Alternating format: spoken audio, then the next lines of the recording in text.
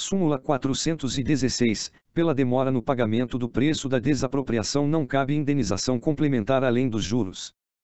Súmula 417, pode ser objeto de restituição, na falência, dinheiro em poder do falido, recebido em nome de outrem, ou do qual, por lei ou contrato, não tivesse ele a disponibilidade. Súmula 418, o empréstimo compulsório não é tributo, e sua arrecadação não está sujeita à exigência constitucional da prévia autorização orçamentária. Súmula 419, os municípios têm competência para regular o horário do comércio local, desde que não infrinjam leis estaduais ou federais válidas. Súmula 420, não se homologa sentença proferida no estrangeiro sem prova do trânsito em julgado. Súmula 421, não impede a extradição a circunstância de ser ou extraditando casado com brasileira ou ter filho brasileiro. Súmula 422, a absolvição criminal não prejudica a medida de segurança, quando couber, ainda que importe privação da liberdade. Súmula 423, não transita em julgado a sentença por haver omitido o recurso ex officio, que se considera interposto ex lege. Súmula 424, transita em julgado o despacho saneador de que não houve recurso, excluídas as questões deixadas, explícita ou implicitamente, para a sentença. Súmula 425, o agravo despachado no prazo legal não fica prejudicado pela demora da juntada, por culpa do cartório, nem o agravo entregue em cartório no prazo legal, embora despachado tardiamente. Súmula 426, a falta do termo específico não prejudica o agravo no auto do processo, quando oportuna a interposição por petição ou no termo da audiência. Súmula 427, a falta de petição de interposição não prejudica o agravo no auto do processo tomado por termo.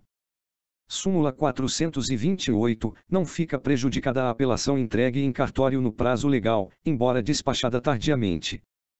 Súmula 429, a existência de recurso administrativo com efeito suspensivo não impede o uso do mandado de segurança contra a omissão da autoridade. Súmula 430, pedido de reconsideração na via administrativa não interrompe o prazo para o mandado de segurança. Súmula 431, é nulo o julgamento de recurso criminal, na segunda instância, sem prévia intimação, ou publicação da pauta, salvo em habeas corpus. Súmula 432, não cabe recurso extraordinário com fundamento no art. 101, terceira, d, da Constituição Federal, quando a divergência alegada for entre decisões da Justiça do Trabalho. Súmula 433, é competente o Tribunal Regional do Trabalho para julgar mandado de segurança contra ato de seu presidente em execução de sentença trabalhista. Súmula 434, a controvérsia entre seguradores indicados pelo empregador na ação de acidente do trabalho não suspende o pagamento devido ao acidentado. Súmula 435, o imposto de transmissão causa-mortes pela transferência de ações é devido ao estado em que tem sede a companhia. Súmula 436, é válida a L 4093, de 24.10.959, do Paraná, que revogou a isenção concedida às cooperativas por lei anterior. Súmula 437, está isenta da taxa de despacho aduaneiro a importação de equipamento para a indústria automobilística, segundo plano aprovado, no prazo legal, pelo órgão competente. Súmula 438, é ilegítima a cobrança, em 1962, da taxa de educação e saúde, de Santa Catarina, adicional do imposto de vendas e consignações. Súmula 439, estão sujeitos à fiscalização tributária ou previdenciária quaisquer livros comerciais, limitado o exame aos pontos objeto da investigação.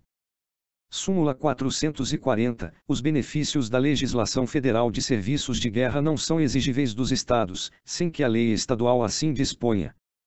Súmula 441, o militar, que passa a inatividade com proventos integrais, não tem direito às cotas trigésimas a que se refere o Código de Vencimentos e Vantagens dos Militares. Súmula 442, a inscrição do contrato de locação no registro de imóveis, para a validade da cláusula de vigência contra o adquirente do imóvel, ou perante terceiros, dispensa a transcrição no registro de títulos e documentos.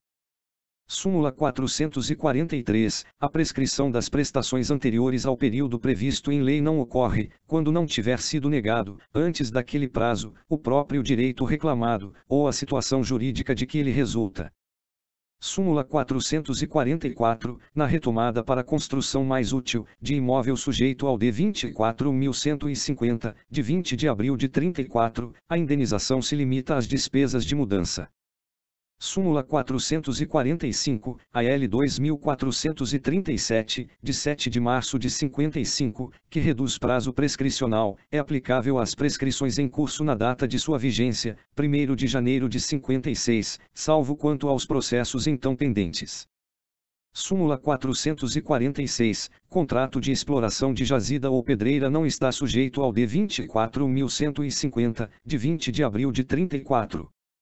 Súmula 447. É válida a disposição testamentária em favor de filho adulterino do testador com sua concubina.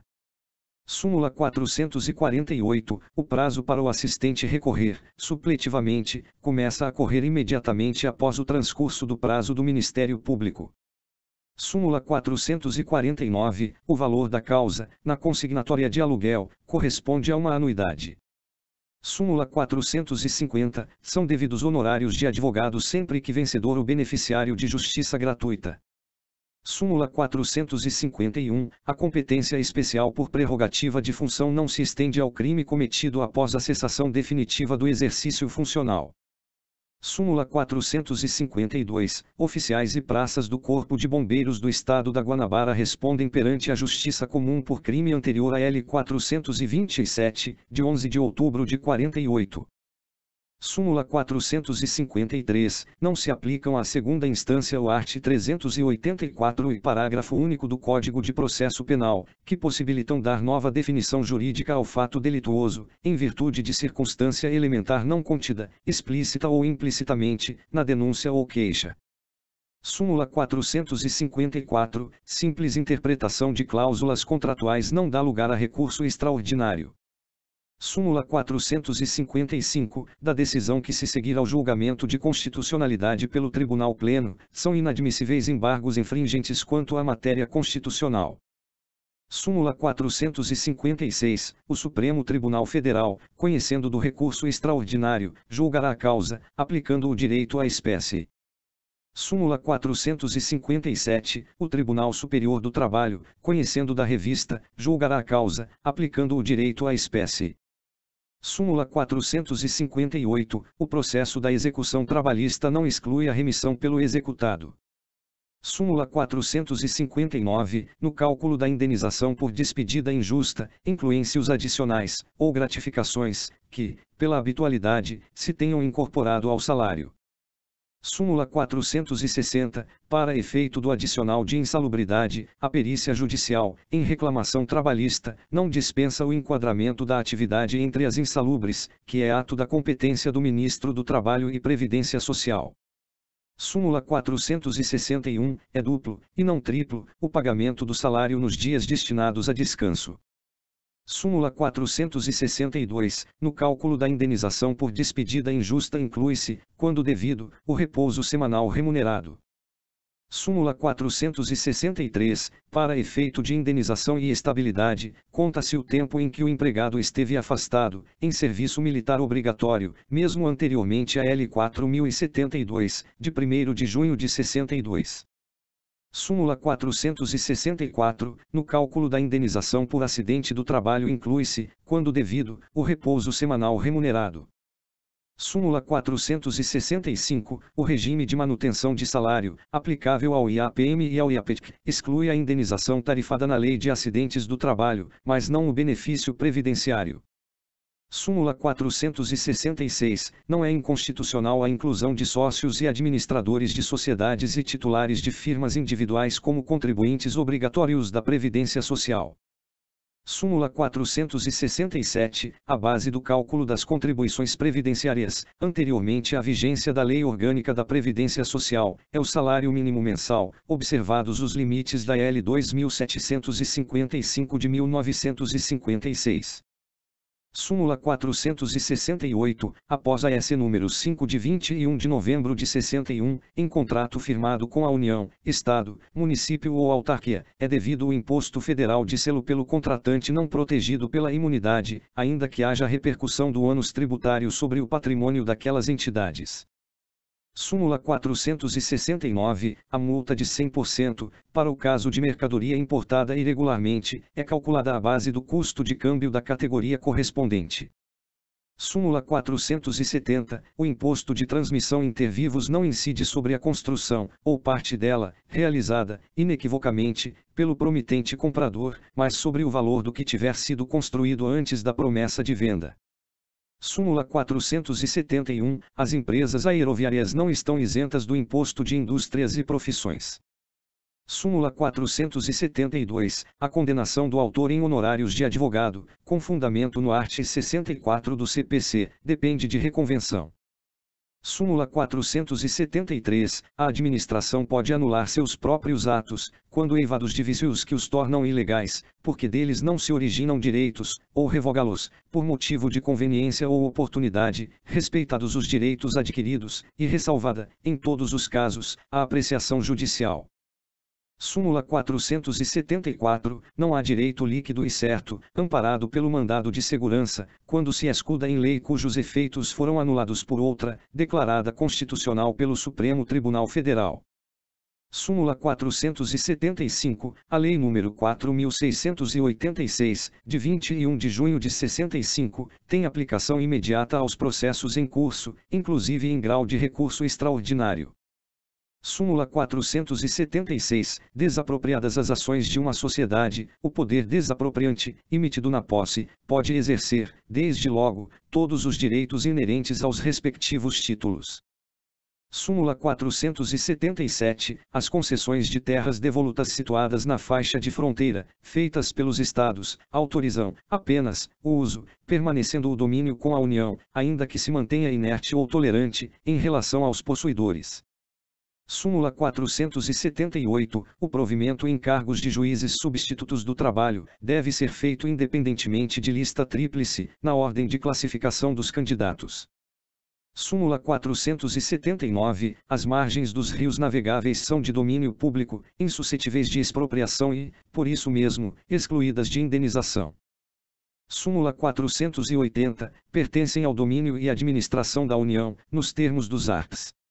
4ª e 186, da Constituição Federal de 1967, as terras ocupadas por silvícolas. Súmula 481, se a locação compreende, além do imóvel, fundo de comércio, com instalações e pertences, como no caso de teatros, cinemas e hotéis, não se aplicam ao retomante as restrições do art. 8º, e, parágrafo único, do Decreto nº 24.150, de 20 de abril de 34.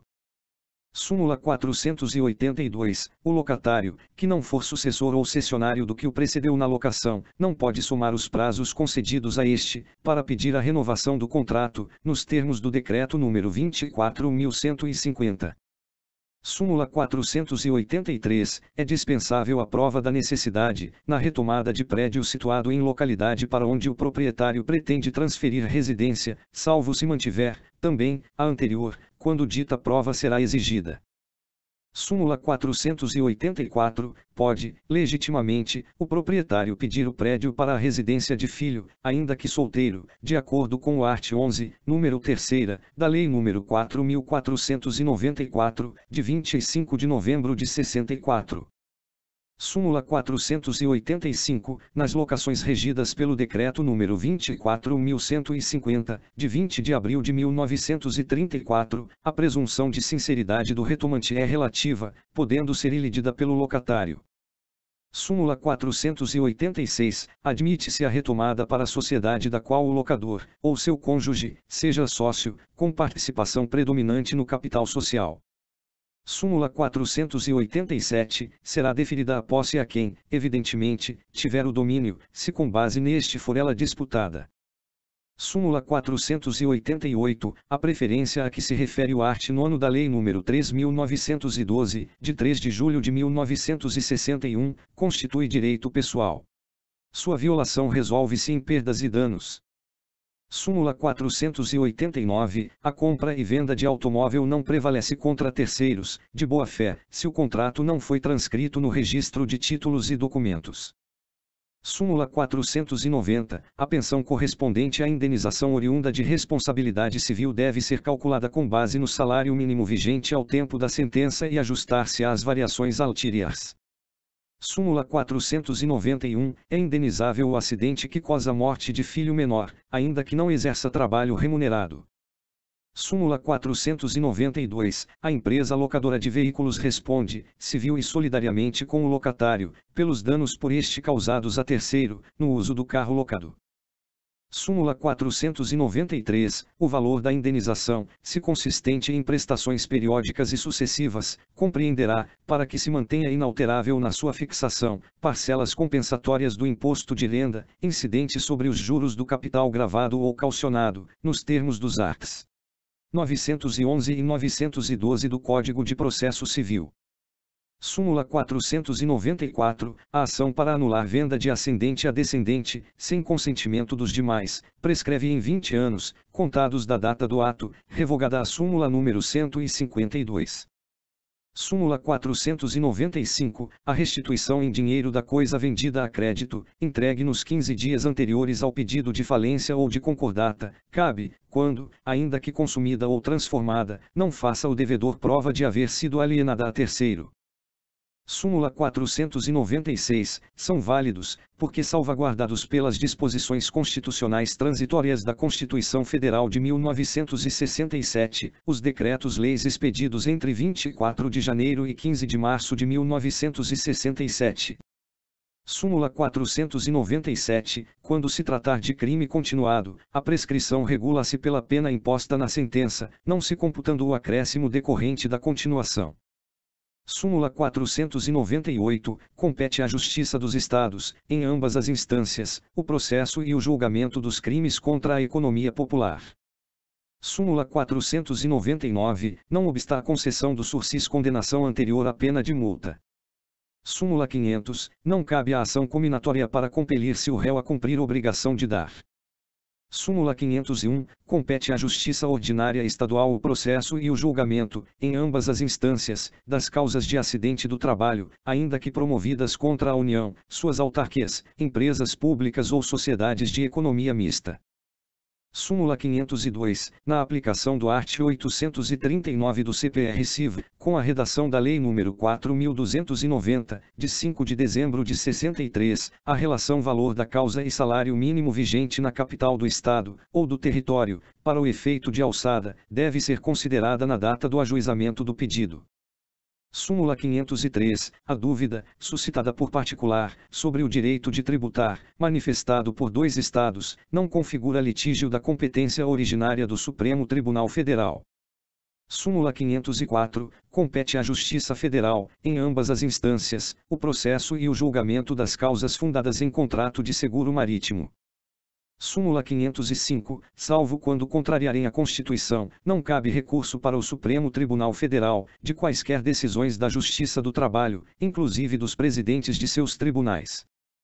Súmula 506. O agravo a que se refere o art. 4º da Lei nº 4.348, de 26 de junho de 64, cabe, somente, do despacho do presidente do Supremo Tribunal Federal que defere a suspensão da liminar, em mandado de segurança, não do que a denega.